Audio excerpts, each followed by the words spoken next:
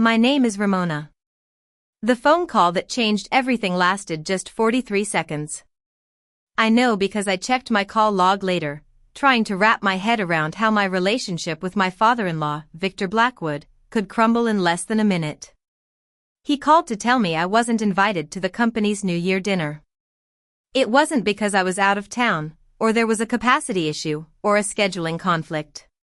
He said, and I quote, "You wouldn't fit in, Ramona. This is an exclusive crowd. These are our people. I'm sure you understand." I was speechless. 2 weeks later, I took my kids, Ethan and Ava, on a trip to Bali. I posted pictures on social media and quietly sold my entire stake in his company, Blackwood Enterprises. When he called back, his voice was unsteady, a pitch I'd never heard from him before. He shouted, "How long have you been the silent investor?" How did I not know? I gave him one simple sentence, but let me backtrack a bit. I live in a cozy townhouse in Brooklyn that I've worked hard to afford. I don't drive a fancy car or wear expensive jewelry. I run a private investment firm called Phoenix Capital, which most people in New York haven't heard of because I prefer to keep a low profile. We invest in startups when others see them as too risky, and then we patiently wait for the returns. I met my wife, Isabella Blackwood, 5 years ago at a charity event for the New York City Arts Foundation. She was standing near an art installation, a glass of wine in her hand, and she was the only one really studying the artist's statement. I walked over and made a comment about the use of color, and she calmly explained why I was wrong. We talked for hours that night. Isabella was 36 at the time, divorced, with 2 kids from her previous marriage, Ethan, who was 10, and Ava, who was 8. Her ex-husband, Julian Reed, is a well-known art dealer in Soho. They divorced amicably 3 years before I met her, and life had settled into a routine. Victor Blackwood is the CEO and patriarch of Blackwood Enterprises, a large-scale real estate development and investment company in Manhattan. He's the kind of man who values appearances above all else. He wears tailored suits, belongs to exclusive clubs, and throws lavish parties. His company has a prime location in the heart of the city, with a luxurious lobby and a long list of high-profile clients. However, what he didn't know was that I'd been watching his company for about a year before I met Isabella. 3 different sources in the New York real estate market mentioned that Blackwood Enterprises was facing a liquidity problem. I dug deeper, pulled their financial filings, and had someone I trusted assess their properties. I found that the underlying assets were solid, but the cash flow management was a mess. Decisions were being made based on how things looked on paper, not on the actual numbers. I decided to make an anonymous investment through a holding company called Starlight Holdings. I wanted to see how Victor would act when he didn't know who was behind the money. Our first year of marriage was filled with love and challenges. Isabella is incredibly intelligent, with a master's degree in art history from Columbia University. She works as a curator for a local museum and has a passion for art that is truly inspiring. She's also very protective of her kids, and I understood that they came first. But Victor was a different story. From the start, he sized me up. At our first family dinner, he paused before shaking my hand. He asked about my education, and when I said I graduated from Brooklyn College, I saw a look of disdain in his eyes. He made comments about my neighborhood, saying, "Brooklyn has become so trendy, it's lost its charm." Isabella would go quiet, deciding whether to say something. He liked Julian. Julian went to Yale for his MBA, has a penthouse in Tribeca, and is well connected in the art world. He and Victor had a good working relationship that survived the divorce. Julian was always polite to me, but it was a polite dismissal. In the second year of our marriage, Victor started inviting Julian to family events. The company's summer retreat in the Hamptons, Isabella's mother's birthday party, and a golf tournament at a private club. I was always left out, with the assumption that I didn't fit in. Isabella noticed and brought it up with her father once. He told her that Julian was important for business and that she was being too sensitive. The New Year dinner at Blackwood Enterprises is a long-standing tradition. Victor rents out a private room at a top-notch steakhouse in Manhattan and invites his inner circle, senior staff, important clients, and a few select investors. I attended the previous year, but it was an event I found rather pretentious. I went for Isabella's sake. This year, the invitation never came. At first, I thought it was a mistake. I mentioned it to Isabella, and she said she'd check with her father. She came home one evening with a look on her face that I'd learned to recognize. She said, "Dad says there's no room this year. The guest list is more focused on business." I asked about Julian, and she hesitated before saying, "He's going. Dad says he's working on a potential deal with the company." 2 days later, Victor called me. I think he called either because Isabella had said something to him or because he wanted to make sure I knew my place. He said, "I'm sure Isabella told you about the dinner. Look, Ramona, this year we're keeping it exclusive. People in our circle, people our clients know. You wouldn't really fit in." His tone was so casual, as if he was just stating a fact. I didn't call him back to defend myself. I've learned that when you announce your worth, you give the other person the power to negotiate. Instead, I went to my office and thought about what I really wanted. I thought about Ethan and Ava, who had started calling me Ray, and about Isabella, who was caught in the middle.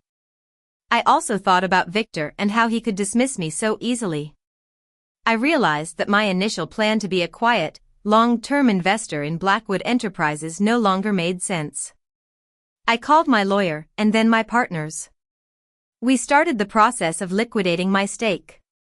It took several weeks, but by December, the sale was complete. I didn't tell Isabella the details right away. I wanted to do something special first. The New Year dinner was on December 10th. Isabella attended because it was her family obligation. I, on the other hand, booked 5 tickets to Bali, first class on Singapore Airlines. I rented a beautiful villa on the beach with a private pool and a view of the ocean.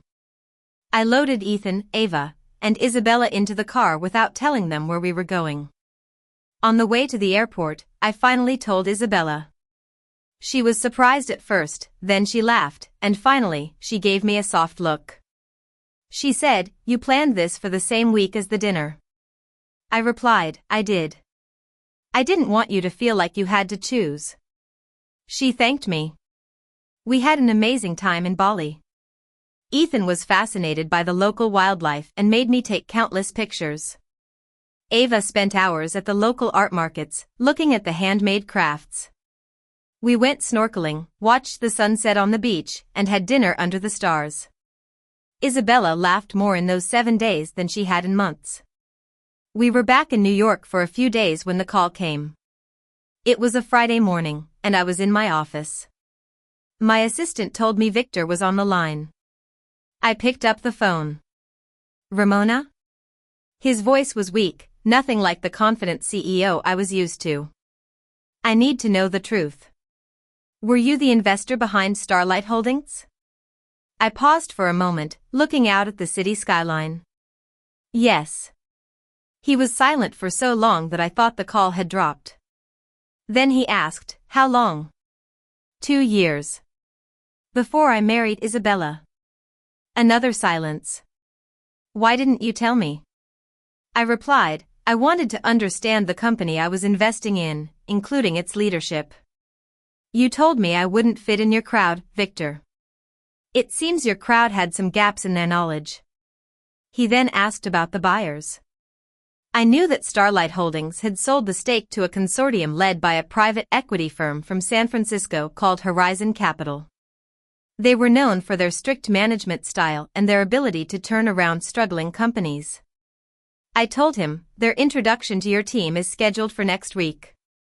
"Ramona," he said, his voice changing. It was almost as if he was starting to show humility. "Is there any way to?" I interrupted him. "That's a conversation for you and Horizon Capital, Victor. You didn't want me at your table." I respected that. I just stopped paying for it. I drove home that evening and told Isabella everything. She listened quietly, her hands wrapped around a cup of tea. When I finished, she was silent for a moment. Then she asked, "You've known about all of this since before we got married?" "Yes, but I wasn't sure whether to tell him. I wanted to see who he was without knowing my identity." She asked, "And who is he?" I thought about the 43-second phone call, about Julian at the family events, and about the way Victor had so casually dismissed me. He's someone who judges people based on appearances. Sometimes, the most important things are hidden beneath the surface. Isabella said, "He's going to try to make this my problem." I know. I'm ready. She reached across the table and put her hand on mine. "You showed more patience than most people would have." I wasn't being patient. I was waiting to understand what I was dealing with. She smiled. "That's what patience is, Ramona." Victor called 3 more times over the next week. I let the first 2 calls go to voicemail. His messages were full of concern about the company's transition and questions about my influence. I answered the 3rd call. He had spoken to Isabella in the meantime, and he was more subdued. He said, "I owe you an apology. What I said about the dinner and the way I've treated you was unfair." I said, "I appreciate you saying that. You misjudged me." He paused. "I misjudged what you are." I told him, "I know the transition with Horizon Capital will be tough, but the company has strong underlying assets. If the management gets sorted out, there's a future. But I won't be reinvesting." I also said, "If you want a relationship with me, Isabella, and the kids, you need to understand that it's not about my social status or my wealth. Isabella is an amazing woman, and the people in her life should be judged by a higher standard." He finally said, "You're right. I know you're right." We talked for about 20 minutes.